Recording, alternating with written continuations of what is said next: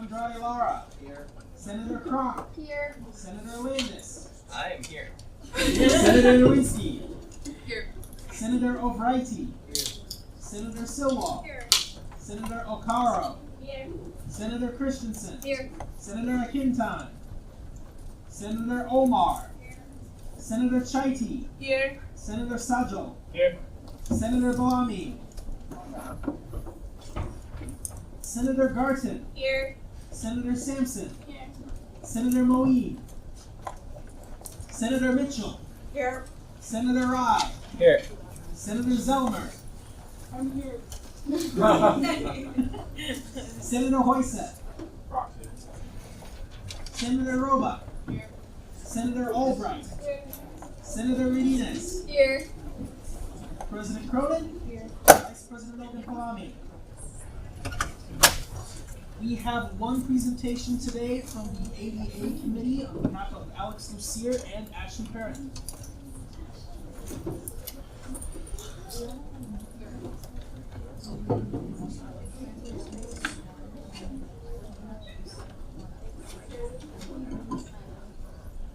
Hello.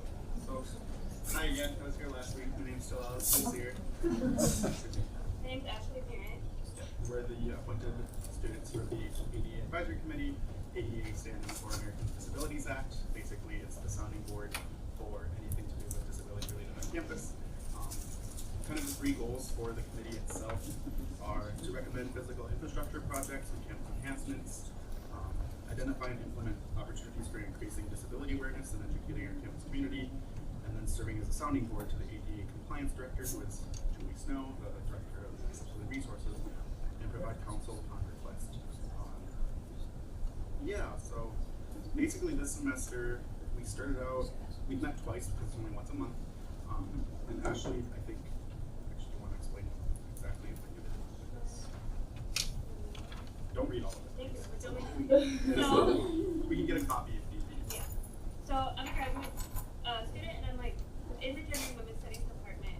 And one of my jobs as a GA is to kind of grade and look at stuff in the GWS 110 class, which is intro to gender. And one of our labs was to go around campus and see what is and is not accessible for students of all body types. And I started reading a few of them, and I emailed Dr. Anderson, and I was like, we could do something with this. Like, why are they just turning it in for assignment? So I wrote the entire list. It's like 4 pages long. And I handed it to Julie, and she's like, we're going to bring this up in the ADA committee. So I did. So a basic overview is just kinds of things that students have seen around, like lecture halls where students have to choose a spot either in the front or the back. There's not a lot of choice in a lot of those things. Some chairs in some buildings are actually tied to a pole, so you can't pull them out completely. So if you can't fit in it, you're kind of out of luck. Me personally, it's not a related disability, but I'm a bigger person, and so in Armstrong, fitting into a desk can be a bit of an issue. So those are a lot of the issues that are kind of raised in this. So within the committee last week, we went over kind of what we can work on as soon as possible, what we can't actually do because of cost-related reasons, or at least mitigate that kind of damage. Specifically, things like adding more power doors around the campus. That's a goal, but those things can cost tens of thousands of dollars. So we're trying to rethink ways to get rid of the barrier without necessarily costing much money. So for example, one of the easiest things, especially for transparency sake and for helping people get around, is increased signage and more clear signage. So for example, if there's only one accessible bathroom on a floor, putting a sign near the non-accessible bathrooms that says the nearest accessible bathrooms can be found, blah, blah, blah. And that way, people aren't just wandering around looking for a bathroom. They can see right away, and that way it mitigates a little bit more of that loss of agency. Or, for example, bathroom doors can be very difficult to get into if it's not a power door. And finding a power door on a bathroom is actually pretty rare. So doing things like having bathrooms where there is no front door, kind of in the dining center, you walk in and then go around a corner to get in, but there's no door there to get in the way of people. So kind of rethinking the way that structures are built, adding in that kind of feedback when new structures are being put up, especially like with this referendum that passed yesterday. That would be something to keep in mind when building is that. And then besides this list, which was very helpful but also very what's the word I'm thinking of? Ambitious, which is a good thing. But things like brought up, Jasmine's was brought up, the countertop being way too high, so I talked to Mark last week that make sure that that's on people's mind with that renovation that could be coming up. Yeah, that's that for the list. Other things that came up last week, or last meeting, which was the 26th, yeah. At the last meeting, we're talking about re-looking at the evacuation plan for students or people with disabilities, not necessarily just students. So when there's an emergency, making sure that everyone can get out and not leaving people behind just because of the way that their body is built. And then, what was the other thing? Making, like, adding more resources in terms of universal design, which is the designing classrooms, designing lessons, designing whole courses in a way that everyone can access it from the get-go rather than having to ask for an accommodation. So like automatically transcribing videos and, or even using things that aren't videos that people can't. People who don't have sight won't be able to be like a barrier to that, or using things without sound that people can't hear it, that it's like a barrier, stuff like that. Utilizing the technology that's already available. So I've had classes in like lecture halls that are mic'd, but then the professor doesn't use the mic because they think they talk loud enough. I'm a student with hearing loss, so it's not always the best option. But even not even just for me asking for an accommodation, saying, hey, use the mic because I can't hear, but like students who can't hear the back of the classroom just because they're far away also benefit from having a mic and stuff like that. So adding more training or at least awareness, doing like an awareness campaign possibly, to make sure that the technology that's already there is being utilized in the best way possible. Yeah, I was trying to fit it into a short presentation, but I think that's, is there anything I forgot or? Cool. Floor is open for questions. Stand for questions. Senator Zelmer. So I know you guys talked about the dome and how it's going to be built, and you're looking at accommodations for that. Have you guys also talked to the people that are overlooking the new classroom building being built and making sure that everything's accessible and we will need the renovations in the future? Yeah, so Julie Snow acts as the ADA compliance officer for the campus. Anytime that there is new buildings, she is supposed to get that feedback, whether or not people accept it is one thing. But we're trying to move less from like a compliance standard of like we have to meet the minimums to like being more inclusive. Oh yeah, I forgot, like it was brought up, I think it was brought up last week, but the accessibility resources moved from reporting directly to Dr. Fleischman to institutional diversity being warrants. So now it's considered more of like a diversity area rather than a compliance area. And so kind of shifting more to thinking toward that. But I'm assuming because we do have to at least meet those bare minimums since we're a public institution. At least on the mind, I think that would be a good, I'll add that to list for next meeting to make sure that at least it's on people's minds. Any further questions? Seeing none, thank you for your presentation. That is all for our presentations for the day. We'll now move into open forum. Is there anyone here to speak for open forum? Yes.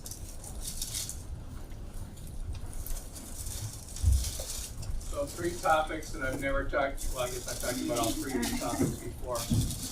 Number 1, I know there's been a number of concerns around the printers, so we've made a major change in the printers. 2 new ones have arrived, one of the new ones arrived broken, it's now fixed, so we are continuing to look at fixing the problem so that you have printers where you need them and those printers are functional and they're up to date and signed correctly. So that's number 1. Number 2, 3 new ones arrived today. I just said that, didn't I? How many did I say? No. We had purchased 3 about a month ago. One of Okay, them was defective. 3 plus 3, I did 3. So I got half them right. I'm only half right. But so much more we're doing. 3 printers plus 3 printers. So 6 printers total, of which hopefully they'll all be functional very, very quickly. So, second topic, now I gotta remember my topics. You threw me off my cadence here. So I'm gonna be really fast. Second topic I think you've all been aware of is we're changing our Office 365, our email system. Are you mostly aware of that? I've been here before. We send out emails. Another one came out a few minutes ago. What I want to emphasize with you is this really is going to take place. It's 2 weeks away. We will have as much as 72 hours of downtime where email will not get you on your email system here. And we will not appear as if mnsu.edu is in the web. Will be gone for a period of time, and then it will reemerge. So we can't predict exactly what it will look like when we're gone. Microsoft requires us to say, we're gone, we're gone, we're gone, we're gone through every single email address, and then come back and say, okay, here's where we are, here's where we are, here's where we are. And that's that 72-hour window, okay? So that's all going to take place. But what we put in the email this morning or this afternoon that I want to point out to you and make sure everybody's clear on is things like e-services, being able to check your grades, have your grades posted, D2L. I know the classes won't be going on, but if you want to go back in and the class is still open and allowing you to do that, D12 will not be down. The internet on campus will not be down. Phones will be working, and so will your normal campus computer logins if you want to use your computers on campus. Now, most of you won't be here during that time. I would say that's a high probability. But if you are, generally everything's working except for the Office 365 components. And even if you have Office 365 components on your computer, I want to use Word, I want to use Excel, I want to use PowerPoint, they continue to work on the computer. Okay? So that's the second point. The third point that I was going to make was, oh yeah, the bus app. Continuing to roll it out. We're seeing very heavy use of it, and the application usage is increasing. We're continuing to add features, and we even have another feature coming pretty soon where you can plan a route for yourself and then keep that route. And you'll be able to say, okay, I have to walk. Have you ever done it with Google where you have to walk over a few blocks and you catch the bus and you walk over a few blocks and then you're ready to train? Well, we don't have a train, but if we had a train, you could do that too. That capability will be there, and you'll be able to save it and use it in the future. If you want to go to Walmart and you want to kind of get a sequence and kind of plan it out, that feature is coming.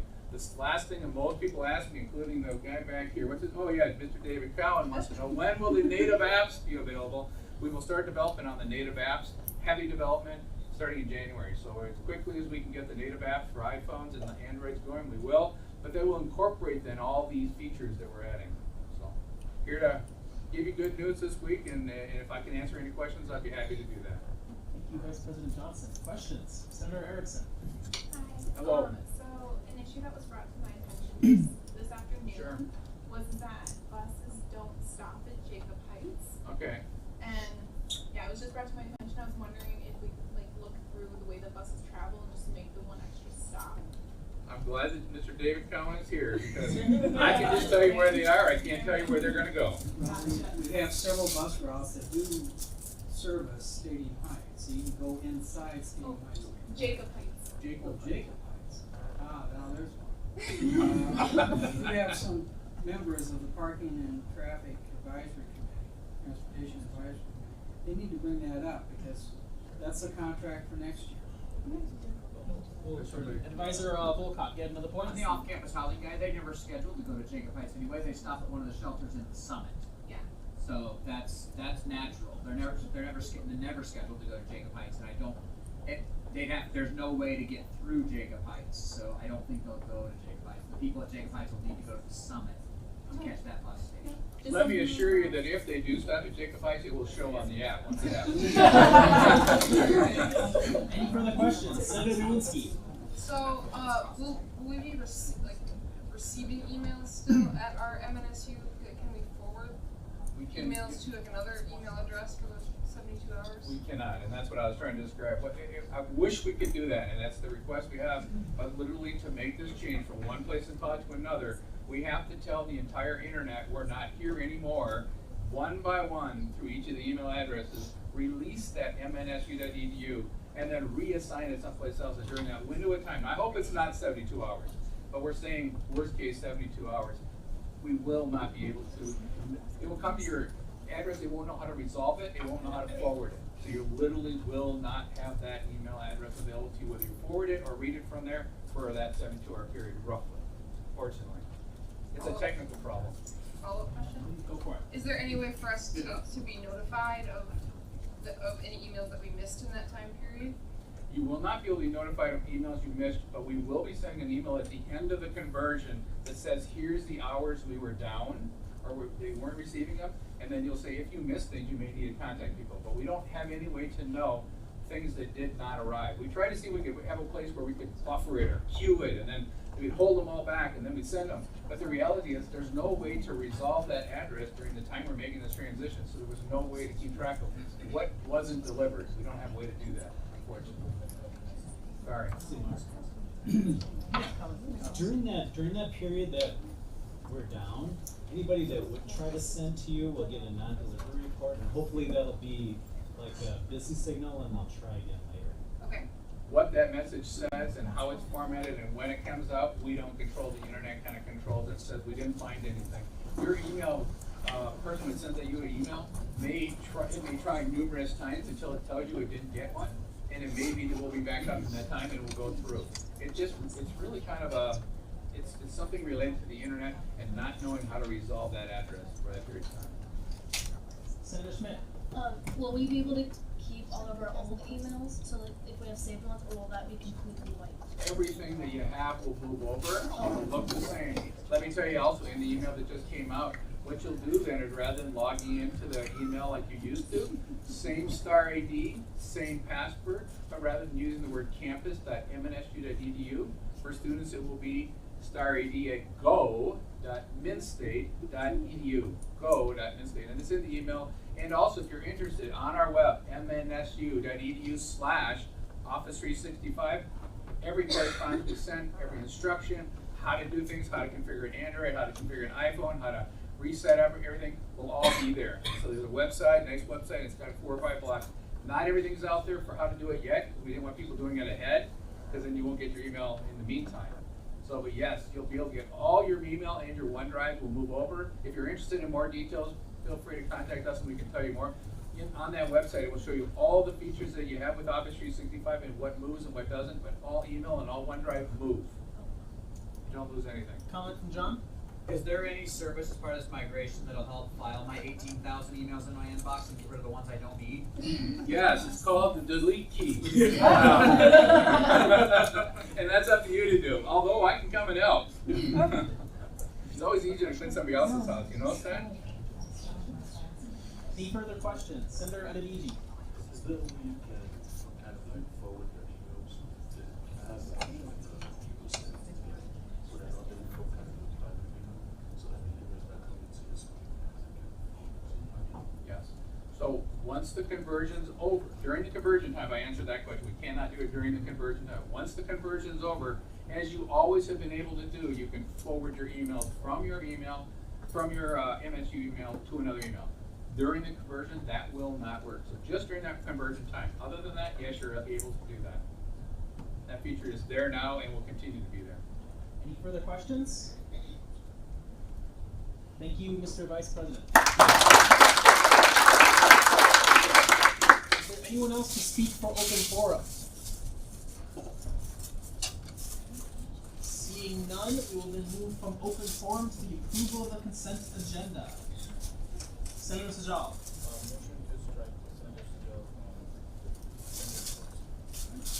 Motion to strike Senator Sajal from Senator reports. Any objections? Seeing none. It is struck. Any further changes? Senator Owusu. Right. Motion to strike Senator Owusu from Senator reports. Any objections? Seeing none, it is also so struck. Any further changes? Is there any objection to approving the consent agenda? Agenda has been approved. We will now move into officer reports, starting with President Cronin.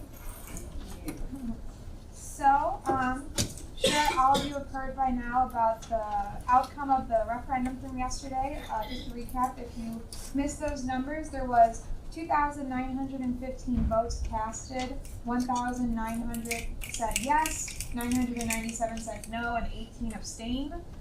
So with that, the vote was considered valid, and we'll move forward with a student's support of the new fee. I would just like to say thank you all so much for the work that you did yesterday. The number of votes casted, I mean, that was 700 more than in the April election last year. It was almost double of what was in the 2017 election. I like to think it was a lot of from our work that we did, you know, being at those tables all day and telling as many students and holding those open forums. So like, thank you all. You all did an amazing job, and I really don't think that we would have had that outcome if all of us didn't pull together the way we did. So, you know, be sure to be spreading that word to students in case they missed the email or haven't heard about it, just so they're aware of what the outcome is. With that, next, just echoing with what Vice President Johnson said, be sure to be telling your constituents that the email will be down. I know that there's been a lot of emails sent out regarding that, but the date that it's going down starts on Wednesday, December 19th, which is, you know, around the time that grades are due, so that's a time when a lot of students are emailing their professors. So I'm sure a lot of students would be really disappointed if they went to email their professor about a grade issue to see that they can't log on to their email. So, you know, letting your friends know that email won't be available that day, so if they have any issues with their grades or any final things to wrap up for their classes, to do that beforehand. Next, Amber sent out an email to everyone. Please turn in your senator contracts by this Friday if you haven't already. That is how we distribute senator stipends. So if you have been here since the very first meeting, you weren't elected halfway through the semester or something, you will receive your stipend. And then you would receive one next semester as well. So it's, you know, better to get that contract in as soon as possible. Next week on Thursday is the last meet and confer of the semester. So Thursday, 11:30 a.m. to 1 p.m. will be meet and confer with President Davenport's cabinet. So I will pass around the sign-up sheet. There are 6 openings right now. Your schedule probably looks different because it's finals week, so keep that in mind. If you have class or not, if you're in a final, don't miss your final for this meeting. Suggestion. Next, the Senator of the Month trophy for November. This is going to an individual who has put in a lot of work both at the state level and at our university level. They definitely have been mentioned by many coordinators and other exec members as doing an outstanding job last month and throughout all semester. And so that's why this November Senator of the Month is Kayla Erickson.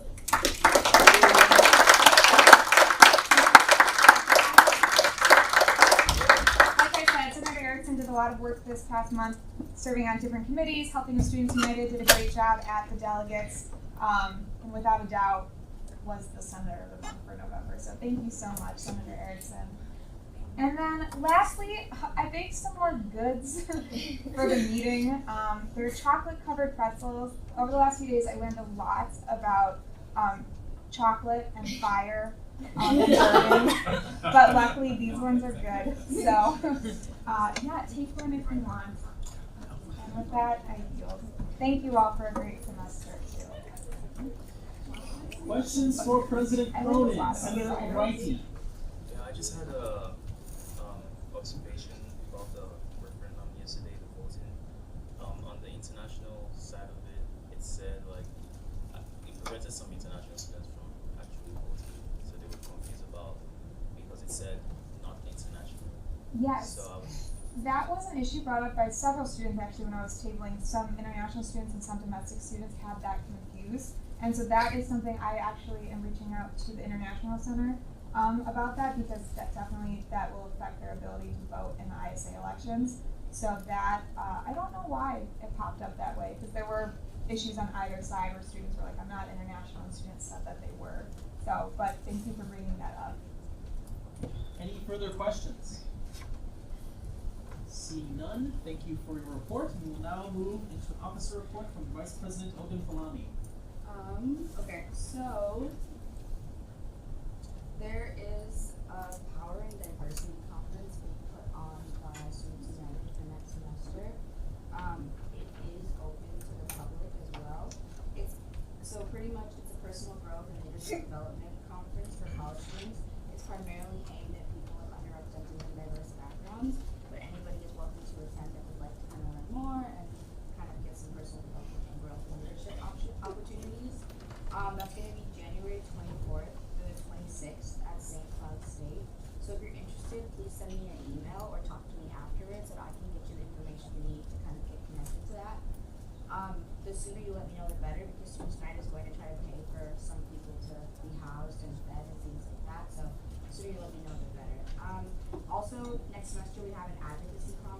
conference also being put on and held by Students United. So every year, Students United does an advocacy day, which happens, as a national thing, I believe. So, we go and advocate for student rights and for student needs with our legislators and representatives. So they're doing an advocacy conference to kind of teach students how to advocate and how to do activism. You don't have to be going to Advocacy Day to be a part of the conference, but that's going to be held February 23rd through the 24th from 11:30 a.m. to 4 p.m. on that Sunday. So if you're interested in that, also let me know so that we can get you figured out with housing and fees and all of that jazz. And then we do have 2 open slots left for Advocacy Day, which is going to be Monday the 25th from Monday, February 25th from 8 a.m. to 4 p.m. So if you're interested in doing that as well, please let me know so we can get you signed up. Like I said, there's only 2 spots left, so the sooner you let me know, the better. Yeah, that's about all I have. Questions for Vice President Ogun Falami? Seeing none, we will then move into my officer report. So first off, regarding the email I sent out this week, that is the format that is going to be with the emails going forward. So each week I will send out 1 email, which will include the agenda and the sender reports for that week. And in the future, there will also be the office hour schedule that will be included as part of the agenda. That is going to be the 1 email that's sent out to everybody, rather than an email sent out to people who are on the sender reports, an email sent out regarding office hours, and then the email I sent to Amber with the agenda for that week. It's all going to be one thing, and that's how we're going to do it from here on out.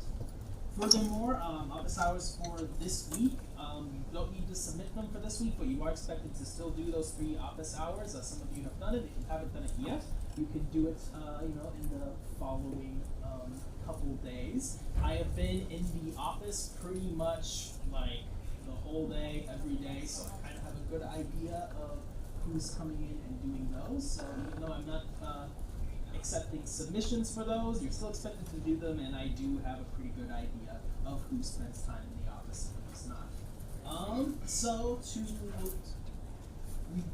adjust the subject of next semester as well, as we're getting started with that, we're going to be starting a fresh schedule on that first week of the semester. So office hours will be due the 2nd week of the semester, starting out with.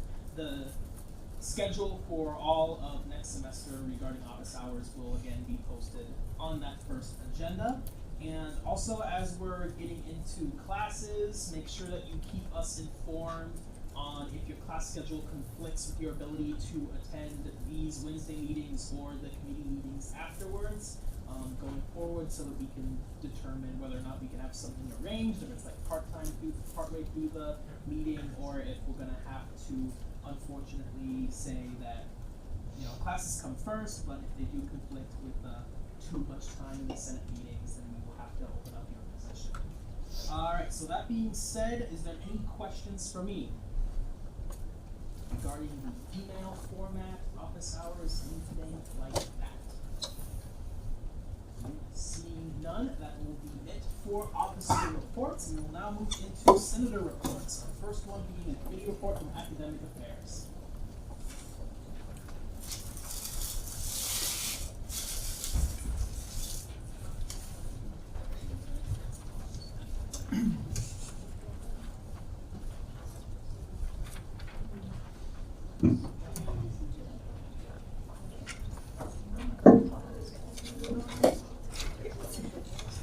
Okay, so just do it on the website. It's wireless. Do it on the website. Go normal.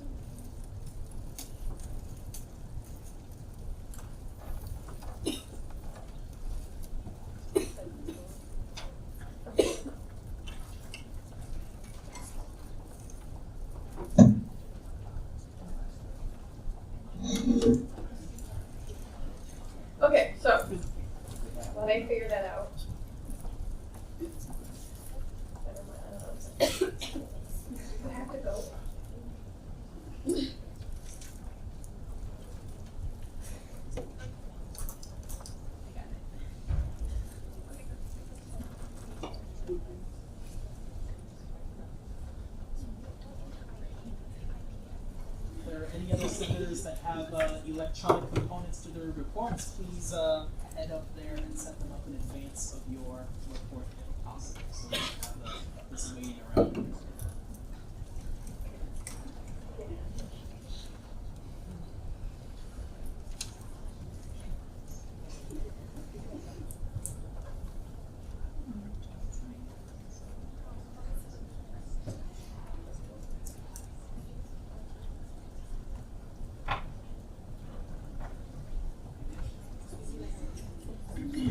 Okay.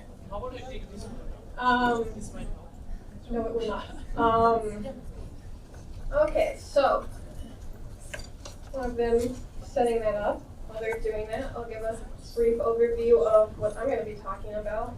So, academic affairs has restructured some of its assignments, got rid of some of the more projects that were passive, like the math print, and that's pretty much mostly wrapped up. There's some little things here and there, so that's going to be kind of put on the back burner, as well as the first day access.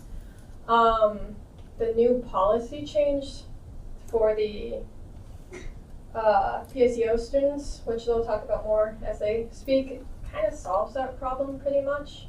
It's not really as big of a concern, and we can be working on that a little bit more passively, as well as the online class fee. That's a kind of more passive project that's definitely got to be held with the state level, and we've got a good chunk of time before the next delegates conference. So those are all kind of slated on the back. We restructured it.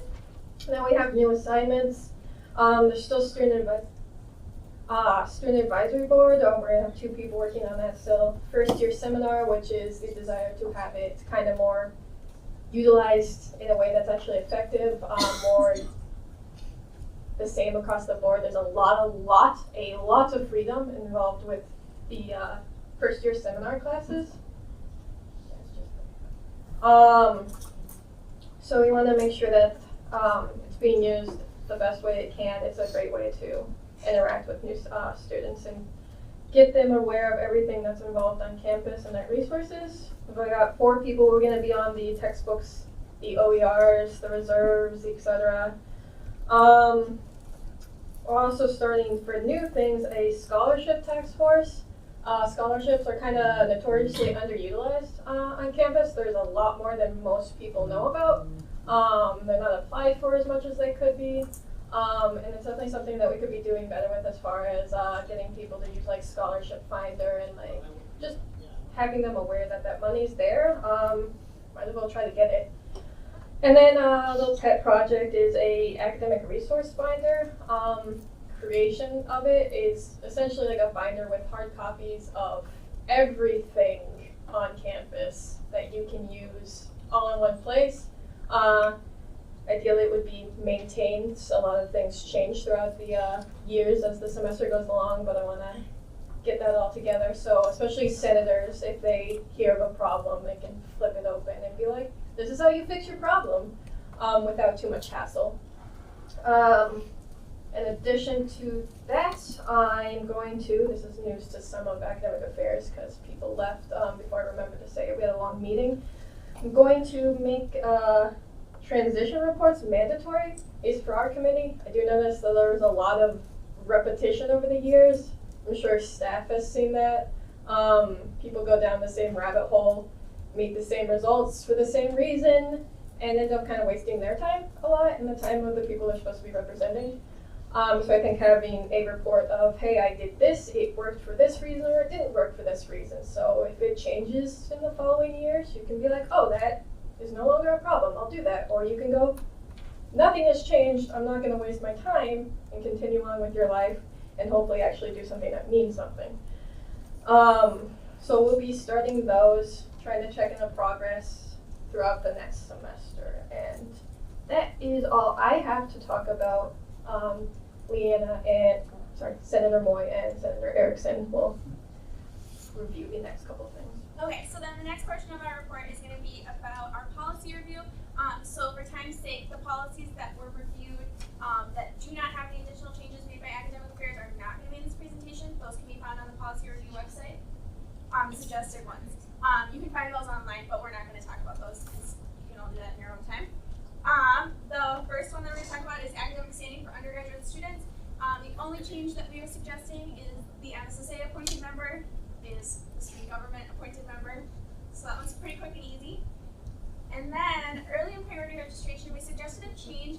So right now, your early and priority registration is valid for 64 credits. We suggested a change to 90 because as students get into their upper level classes, that doesn't mean that they don't have a demand for early and priority registration. And in fact, is a little bit even more important because they're in classes that they need to graduate.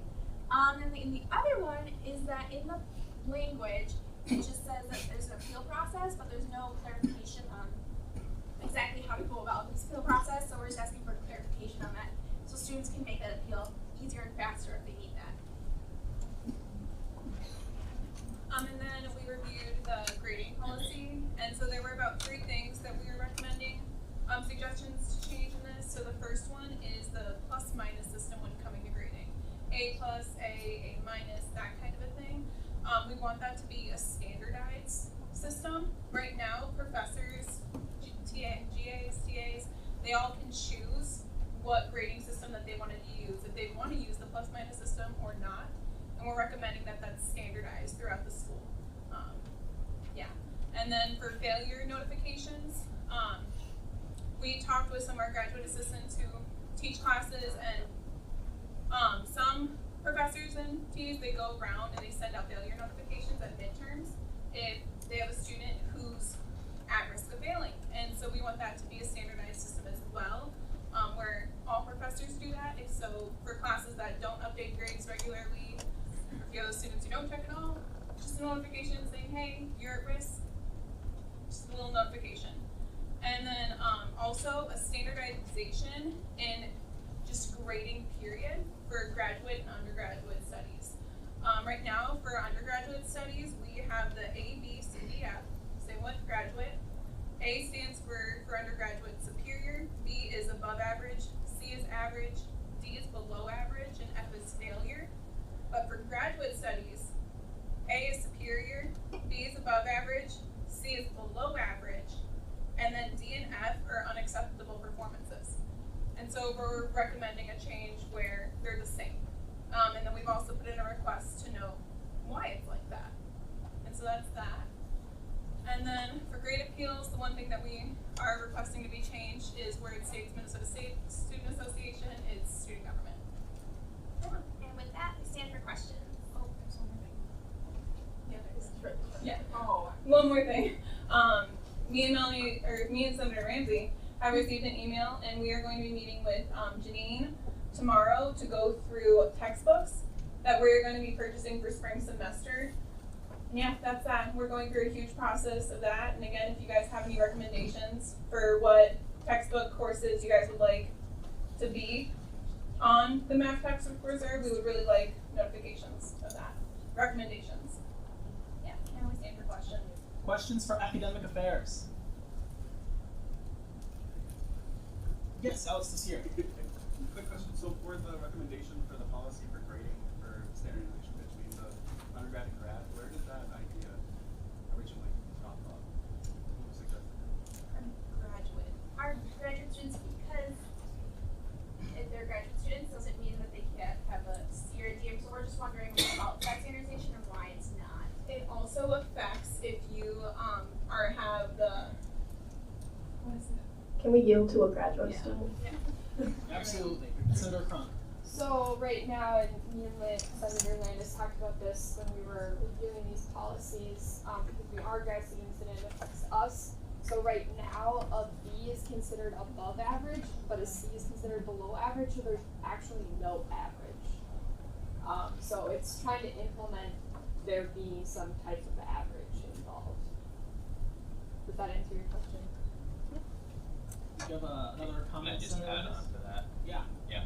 And the other portion of that policy is written about pass-fail. And for undergraduate students, you can pass with C or above, but for graduate students, it's a B or above based on that system. And so standardizing that so that you can still pass a class even if you're not an above average student in that class makes a amount of sense to us. Any further questions? questions? Seeing none, thank you, Academic Affairs. Next, we have a report from Student Affairs.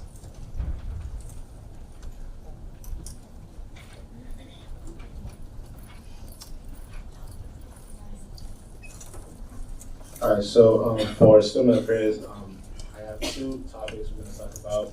First of all is the health insurance, and then the second one is the contribution hours. For the health insurance, I'm going to use incentives. Hello, everybody.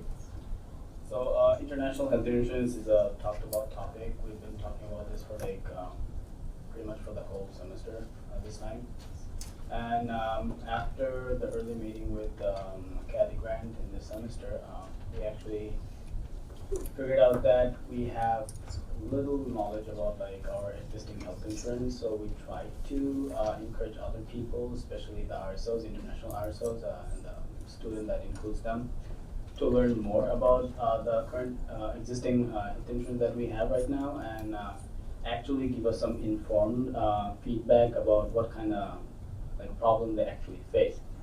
So for that, we actually had like multiple sessions through the help of the ISA. So and we actually followed a couple of steps. So the first steps was that we followed was like requested them to like learn about the current like existing health insurance that we have as much as they can. Then in the second step, that we had like a general session and discussion with all the RSO representative, like what they have learned and what are the feedback from their student they got back from.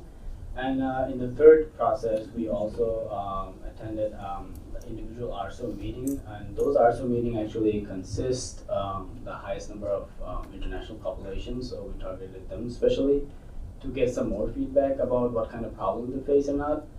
And the fourth step was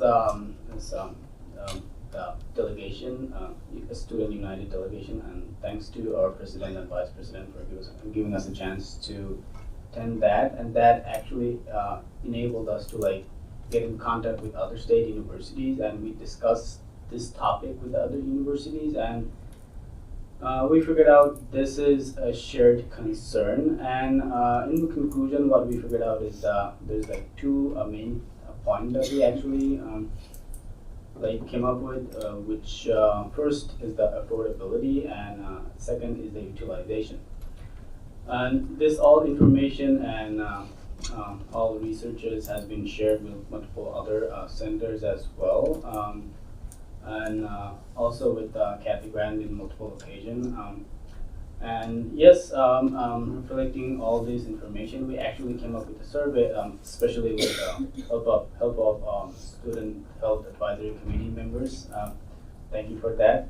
And the survey was out on 26th of November in the morning, and it was there for like pretty much for like 10 days or so.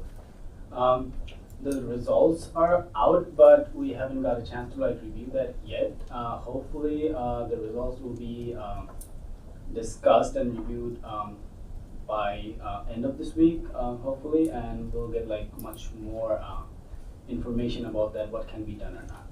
But other than that, we actually we also looked into a couple of other state universities other than our own state, like our neighboring states, like North Dakota, Chicago, and other universities as well. So what we figured out, researching through their own international like health insurance system, that they have a couple of flexible options that we actually proposed. We're not trying to adapt those like obviously there's like difference between policies, state policies, and everything.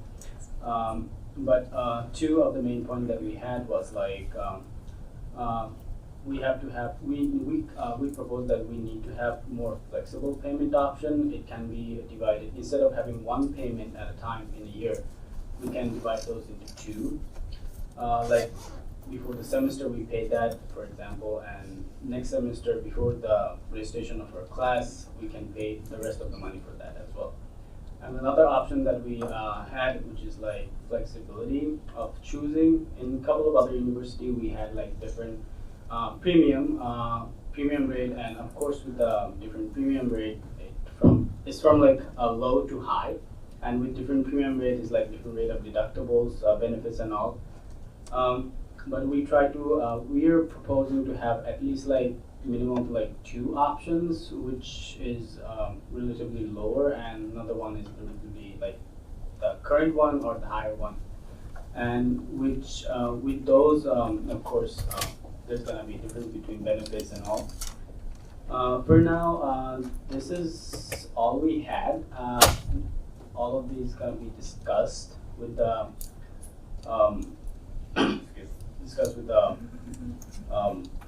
the provider that we have, the United Health Care. But this is, I mean, since this is a contract, this all depends on the negotiation, like between 2 parties, and we have to keep in mind the student benefits and also the business aspect of it. So, thank you.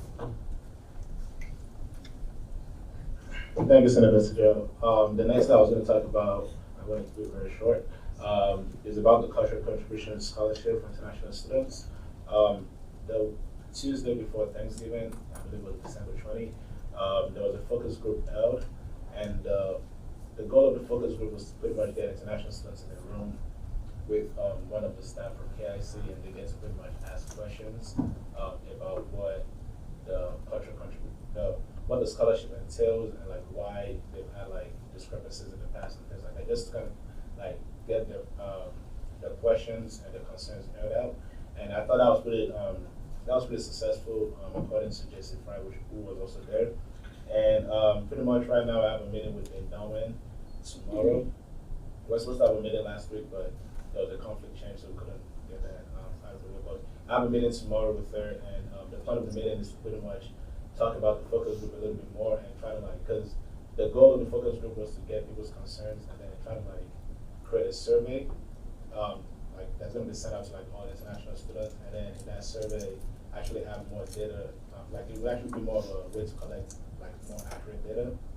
And then the final goal will be to get a proposal to the administration, and in that proposal like every process is going to be included in it, sort of thing. So that's pretty much where we're at with that, and then I use any questions.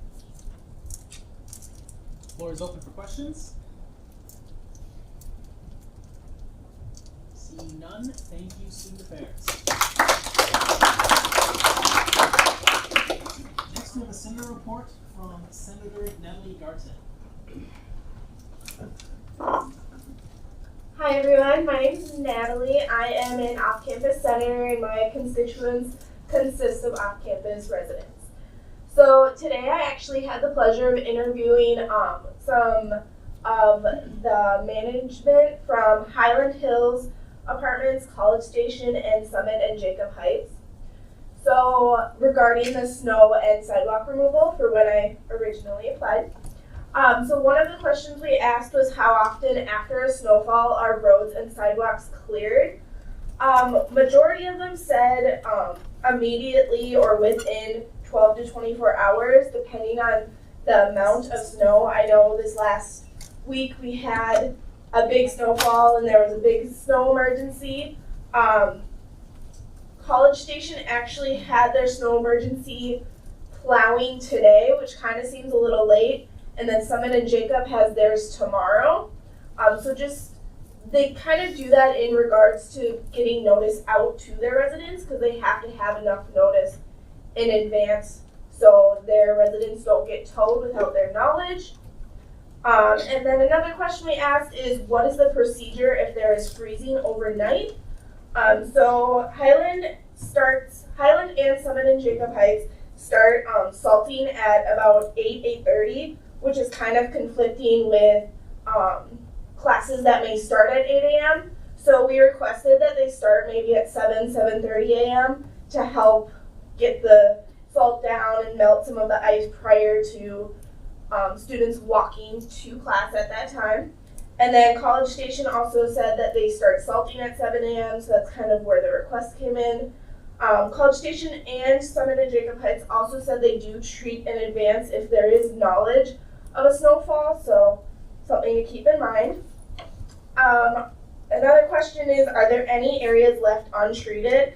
Highland and Summit and Jacob Heights said no, not of their knowledge, but College Station did say that the back doors, except for pet buildings, are not cleared very often because they don't use them, except for the pet buildings where they can bring the dogs out and have a nice path.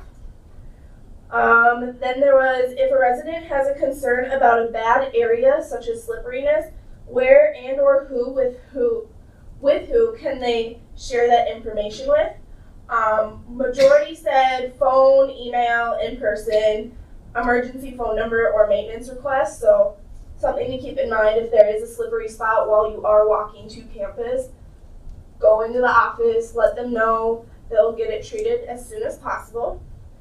And then the last question we asked is, if a resident slips and falls, how does one file a report?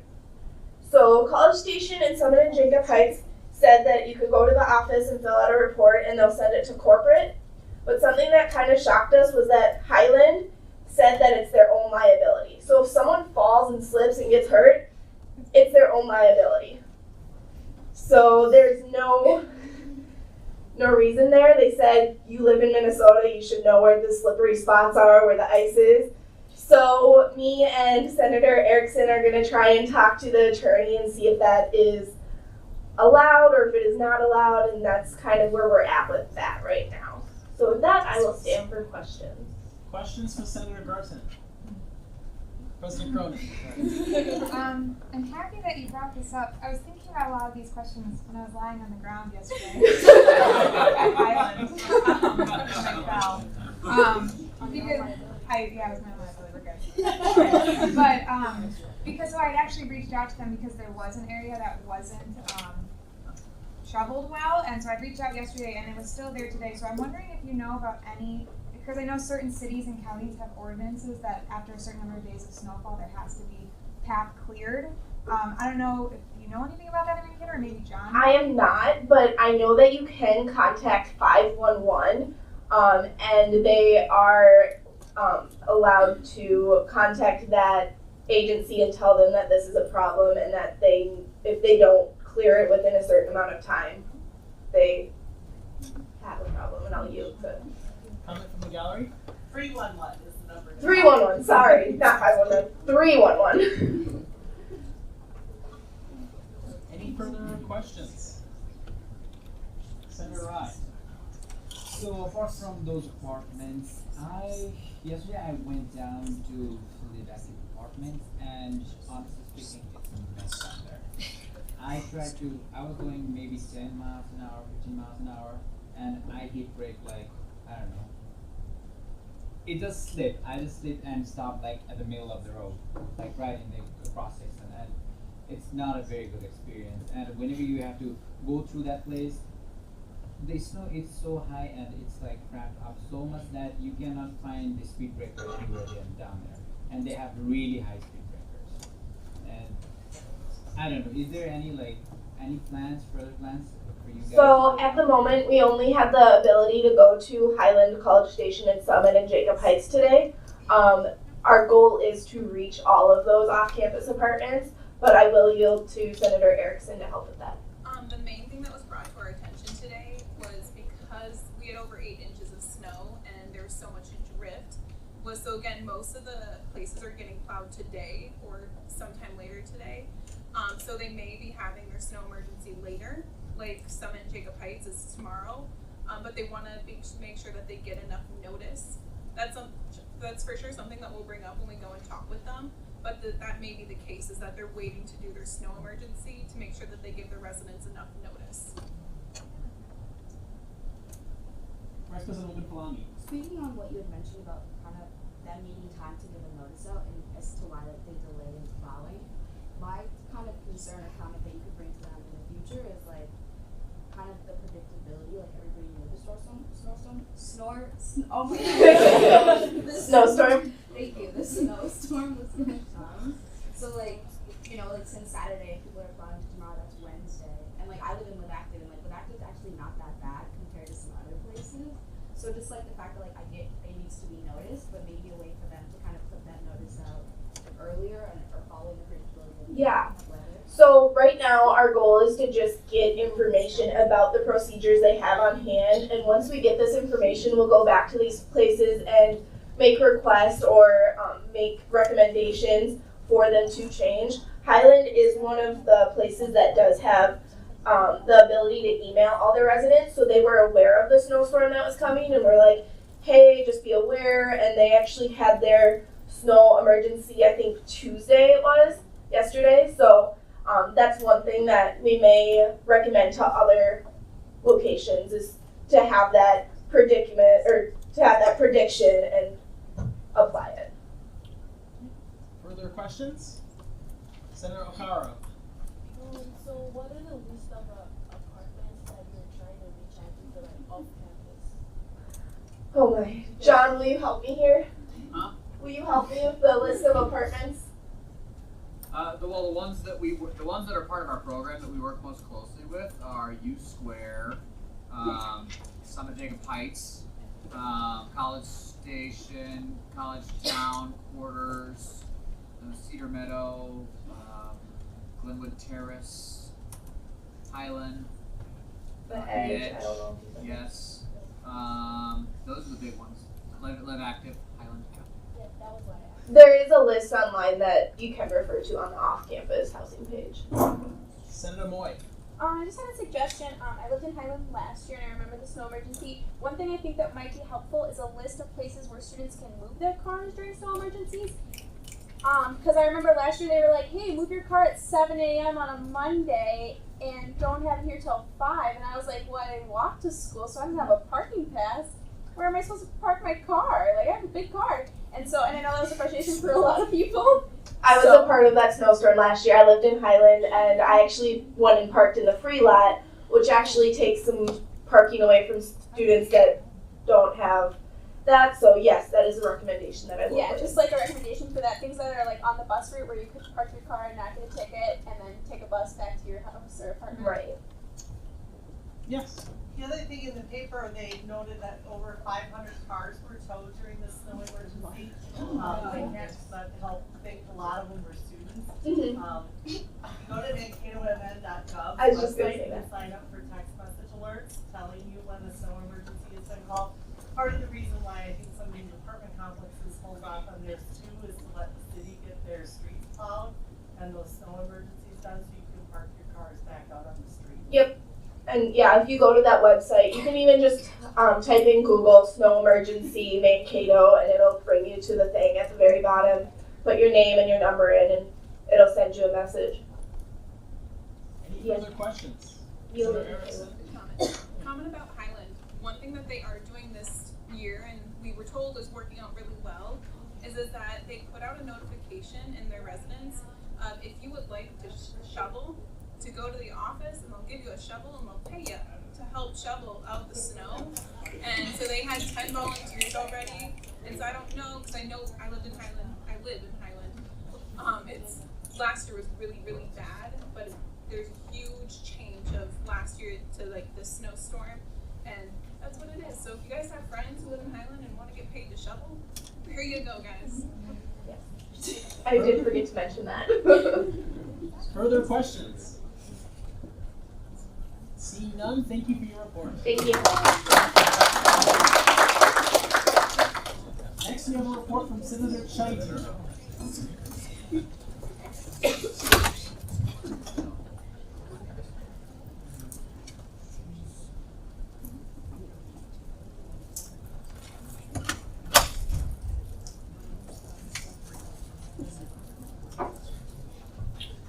Hello everyone, my name is Nusra Chanchuriti. I am one of the off-campus senator as well. I am the coordinator for Public Relations and Marketing Committee.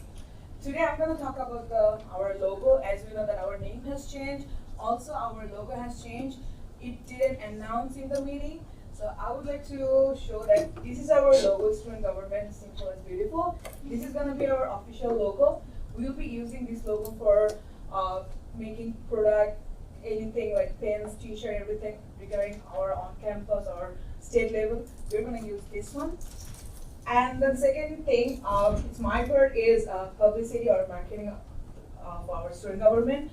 The first important thing is social media to publicity or marketing anything.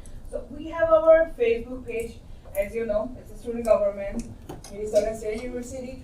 Please do like and follow and let your friends know about it. More followers and more publicity, people will come to know about that page. Second thing, we do also have our another page, it's Instagram. It's student government MNSU Mankato. Please do follow that and let your friends know too about it too. We will have a contest next semester for more followers. There will be a raffle draw. The more followers, they will get top first prize.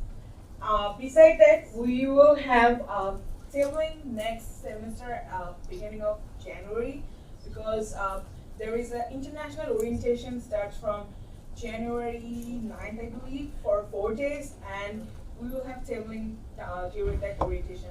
I will send out an email. Whoever senator is gonna be here, definitely I would love to get help from them. Besides that, I had a conversation with Mark from CSU director, and we had a conversation that we're gonna change our logos from first floor of CSU, also the glass in our office.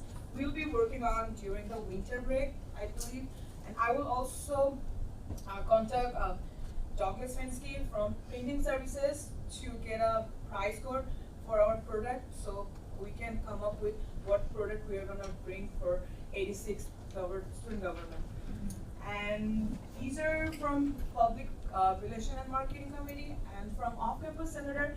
I've been working the previous project that I have, and along with I'll be working on another new one project during winter break that we have a car share enterprise in our school, and few students, they came to me and they're saying like, oh, we have only one, but sometimes that we need it, we can't find any car during weekend or weekdays. So I already talked to Amber, and I asked for the statistics, and I'm waiting for it, and I will try my best so that we can increase one more car share car in our campus so that the students, they can use it. That's all I have. I will stand for questions. Questions? Senator Mitchell. What's the Instagram name? It's student.government.mnesu.mankato. Any further questions? The reason, because I was trying to make names, it's like taken. So that's the easy way. Student government from Minnesota State University, Mankato. Further questions? Seeing none, thank you for your report.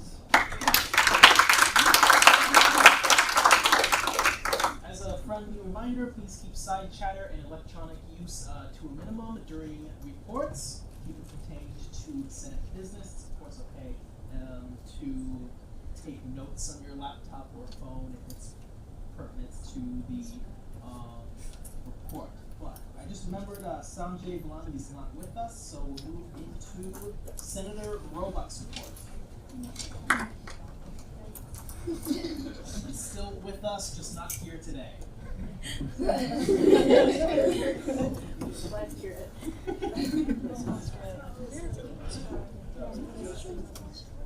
Alright, Senator Roebuck, presidential life senator. My senator report is going to be about like attendance and stuff for like presidential life events. When I was running for this position last year, one of the things I would ask constituents when they would come up to like tabling and stuff in CSU is like how they felt about events in the residence hall specifically. And I got a lot of feedback saying that they really liked a lot of the WOWs and things like that, but I did get like some feedback with like improvements or just comments saying like maybe like reasons why they didn't go to the events. And so one of the things that I've been trying to do recently is follow up on that, on those like constituency or those constituents like thoughts on the residence hall events. So I have been in contact with Tara Akey, who is the assistant director in Department of Residential Life. I've talked to Matt Burns, who's the area director, and then both of the hall directors in Sears. And so I was going to give a quick rundown on kind of like process slash what residential life does, like how they like put events on campus, like for res hall students.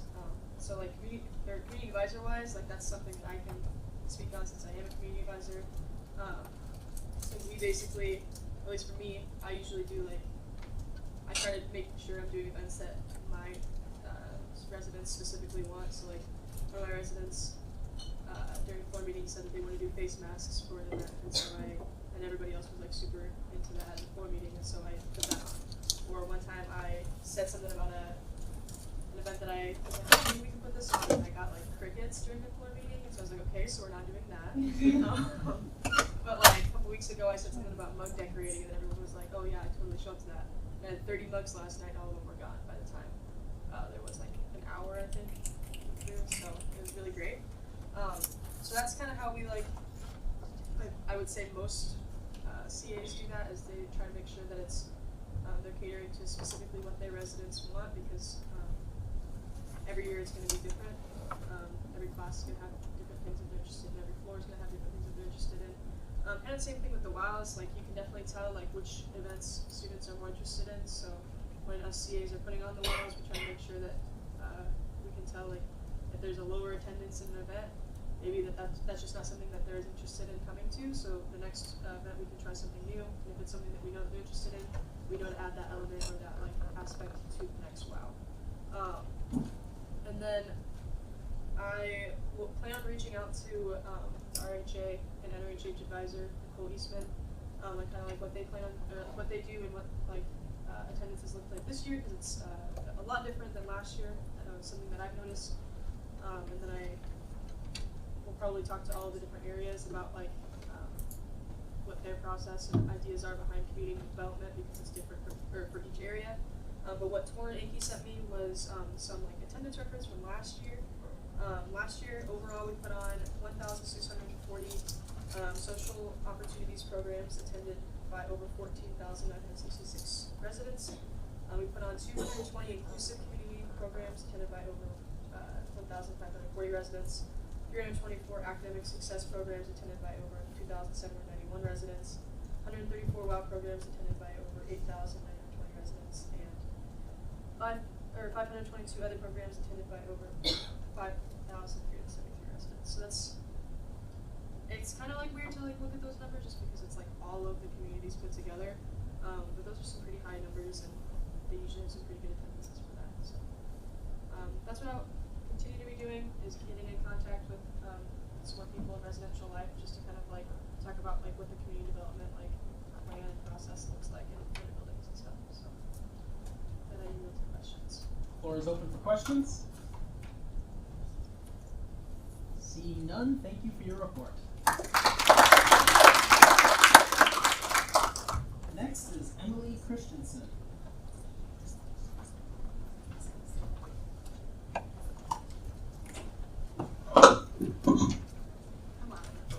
Alrighty, so last meeting I spoke about what we've been doing on the CSU board for this semester. So for this report, I'm going to be talking about what we're planning on doing for this upcoming semester. So right off the bat, we're planning on actually tabling, and with specifics for that, we're thinking Maui Wowie, because in past years it's been extremely successful. So with not only the Maui Wowie smoothies that you'll get, the students will also get a survey that'll help CSU kind of just make adjustments, any suggestions, concerns, all that fun stuff. We're going to be continue working on the spring budgeting. I know, fun stuff.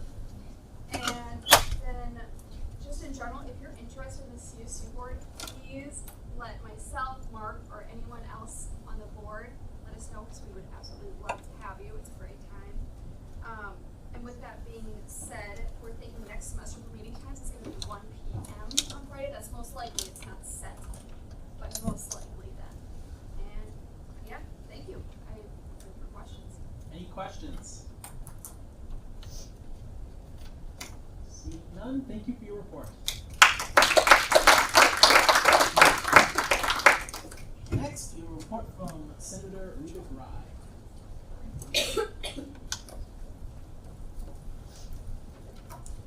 Hello everyone, hope you're having a good day so far. I am Rubik Rai,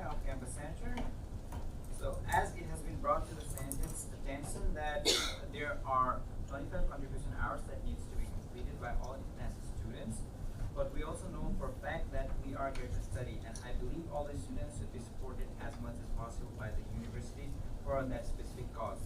Thus, I believe when the students are taking more than 18 credits per semester or doing internship during any of the semesters, there should be less hours that needs to be completed by them. I was about to do a report on the things that we did in our committee, but this topic came across my mind recently, and I have decided to work on this topic as a project. I have not done much research on it, but I am planning to invest my time, and through KIC and ISA, I will be working on the matter.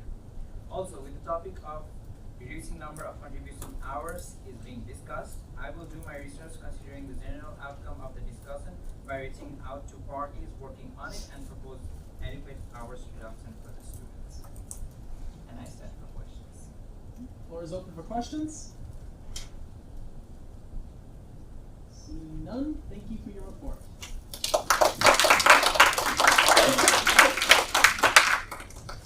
Next is Abdullah Moy. Good evening, everyone. Shubha Shamha from Bengal, to go through that. I was thinking to make it some interesting, but Marcus stole my line because we were in the technology roundtable, and he was saying that we should, focus that agenda that from December 19 to December 23 there will be no math. So you can't work with that math. So anyways, so that was the thing that he stole. But anyways. So I also worked with there were MSSA, they concerned about that they will want to make a Mexico border wall. Have you ever heard of that? Oh shoot, that wasn't good, huh? Anyway, so they wanted to make a wall in CSUs over there, like the prayer, the deflection, like they want to relax over there, they want to pray there. So I talked with Mark about that, and he said that it's not going to be possible there. We have to figure out something else. So I'm working on that, and I'll let you guys know about that. And that's my report. Any questions? Senator Redinez. Can you further explain that part? I'm a little confused on what you're talking about. Which one, the border wall? Yeah. Oh, shoot. So you don't want to make a border wall? Trump wanted. Anyway, yeah. I believe you're talking about the space they have over there where people can come and they're using it as an area to pray. There's like a little wall there that's kind of supposed to give them like a little bit more privacy. You know what we're talking about now? Now I do. Thank you. Oh, excellent. Here you go. Thank you again. Any more? Any questions? If you guys don't want to build the wall, then I can, no, sit down. Seeing no further questions, thank you for your report.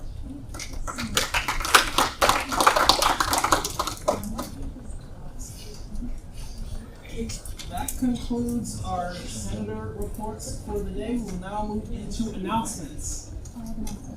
President Cronin. I forgot to mention this during my senator report, but football won last weekend, so now we are playing in the semifinals this weekend.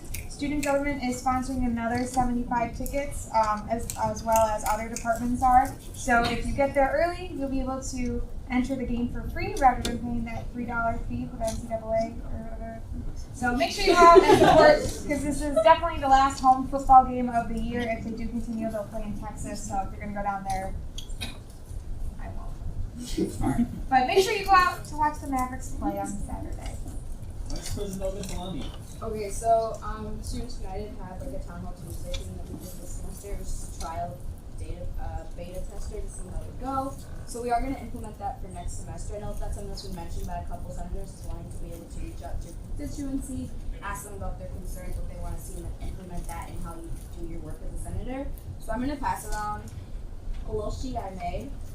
It just says like put your name and then put what times you're available on Tuesday. I know most of you should have your schedule by now. So if you're interested in taking part, you do not have to, you're not obligated to, but if you want to join Students United and kind of hear what the students have to say, just because oftentimes some of the things that they have brought up are more pertinent to us than to Students United, but we still want to get that work done for them. So if you want to support that, want to get your face on more, want to help your constituency more, feel free to put your availability down, and then we're going to try to find a time that works for most people. It's on Tuesday. Advisor Bolcock. Thank you, Mr. Speaker. I'm having a old man moment. Hey, easy with the old man. Yeah.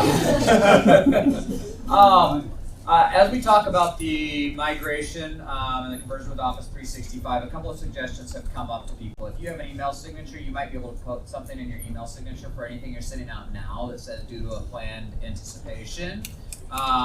Keep in mind that, or you might warn people that your email is going to be out of commission, but if they get an error message, it's not an actual error, there's just a downtime. So I'm going to be setting my out of office message next week to respond to people and say, hey, for about 72 hours, you're not going to be able to reach me. So just know that that's not an error. I'm not leaving anything like that. At least I don't think I'm leaving, Mark. Yeah. Those are just a couple of things that you might be able to do. Couple of announcements next week. The CSU is hosting a lot of stress busters. There's the typical Monday night late night breakfast that's free at 10 o'clock. So people typically start lining up a little bit before that. So please come and join us. There will also be the therapy dogs downstairs on Monday as well. Free massages throughout the week and all that good stuff. So pay attention if you want to see the full schedule. I think it's been posted by the CSU and it's also on the the bathroom newspaper. So take a look at that. Also, I'm a very frugal person. I like to save money when I can, and we were given an alert today from the bookstore manager that on Friday there's going to be a flash sale in the bookstore, half off clearance. So if you're interested in the bookstore and checking out the clearance racks, there'll be half off clearance on Friday this week. So. Comment from Vice President Olafani? I have a question. I don't know if you necessarily deal with this, but for that dinner, the late night 10 o'clock one, usually the meat options like sausages. Turkey sausage. Turkey sausage. Okay. Yep, I was just gonna ask, like, is there a typically we've done that, so. Okay. Comment from Senator Rod? And yeah, is that dinner free or is there? It is free. Yep. On Monday night. 10 o'clock, 10 p.m. So it's like it's gonna be like fourth meal. It's not really dinner. Hopefully you're not waiting until then for dinner. Senator Ramsey. So two quick things for while everyone is together. Academic affairs, if we end this meeting before 5:50 and you have a class at 6 and you just leave, you are counted as absent from my meeting. Just get to leave 20 minutes early. Everyone else has to go too. And then ethics and standards, if your name is on this list, we will not meet again until spring semester. Don't worry, I won't forget, but it's not going to Senator Garton. So just a reminder that for student events team is hosting the holiday light show tonight. It's going on from actually right now to 7:30 on the PA lawn. It's going every half hour for 15 minutes. So if you're interested, I highly recommend going. It's kind of like the Kiwanis Lights, but different. Smaller. Senator Reginas. I just had a quick question. So you said we had 75 free tickets for the football game this weekend. When is that again? 2 o'clock. 2 o'clock. 2 o'clock on 2 o'clock? Saturday? Okay. Yes, so when you go, that's how you can get the tickets. You don't have to pick it up ahead of time or anything, so that way students aren't taking free tickets and not going to the game and wasting them. Thank you. Senator Adeliji. First, I want to say a big thank you for everyone that attended the annual diversity dinner last weekend.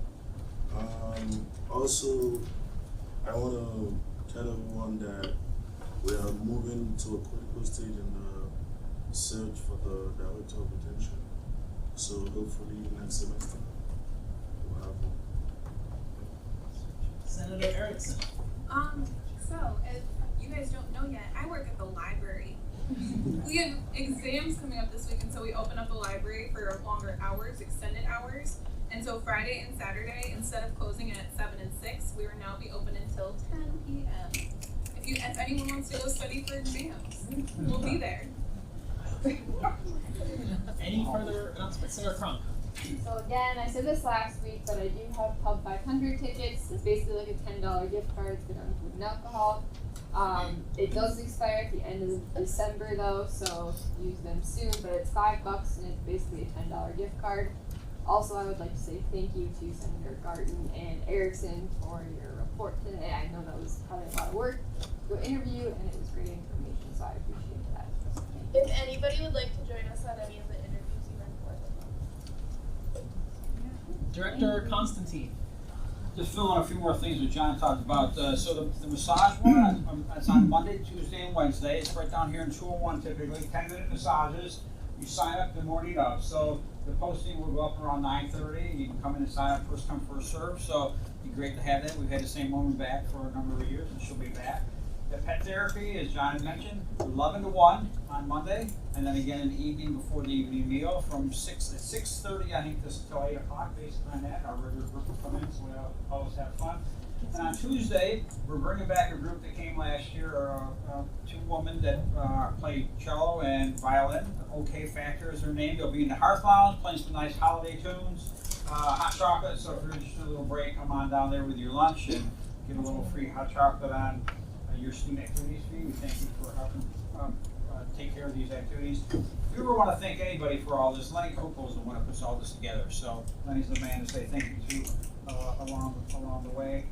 And on behalf of the CSU, just want to wish everybody a great holiday and good break. This is the last time we'll see each other together, and we thank you all for a great semester. Appreciate everything and anything we can do in student activities as well as the CSU to help you as students do anything in this building related to programming and services. We want to hear it. We're here for the students. You're our primary goal always, and we wish you a great holiday and do get some studying in for exams. All right, thank you. Oh, one more thing talking about the football. It's going to be 18 degrees, okay, probably around at the game, so don't come in with shorts at the thing. If you're going to sit around, well, wear some warm clothes on Saturday. Yes, Brian. There goes my iPhone. One more thing about the football game is I think it's going to be on ESPN. If you happen to be too far off campus that you can't make it to the game, you can watch it. It's on ESPN 3. ESPN 3. Any further announcements? At this time, I'd like to invite our Dean of the Day to stand and be recognized, introduce themselves. You don't have anyone? There's I'll be a dean for a day, thank you.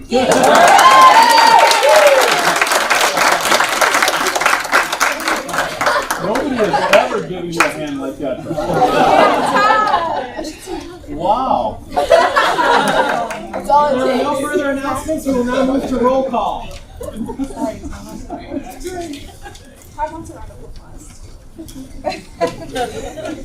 Senator Erickson. Here.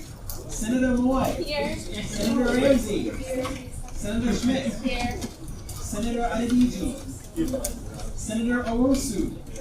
Senator Andrade Lara. Here. Senator Croft. Here. Senator Landis. Haven't left. Senator Nowinski. Here. Senator O'Brighty. Senator Stillwell. Here. Senator O'Caro. Here. Senator Christensen. Here. Senator Akintan. Senator Omar. Here. Senator Chaiti. Here. Senator Sajal. Here. Senator Malini. Senator Garton. Here. Senator Sampson. Here. Senator Moe. Here. Senator Mitchell. Here. Senator Rye. Senator Zelmer. Here. Senator Hoysek. Senator Robach. Here. Senator Albright. Here. Senator Venez. Here. President Cronin. Vice President Ogunfaloni.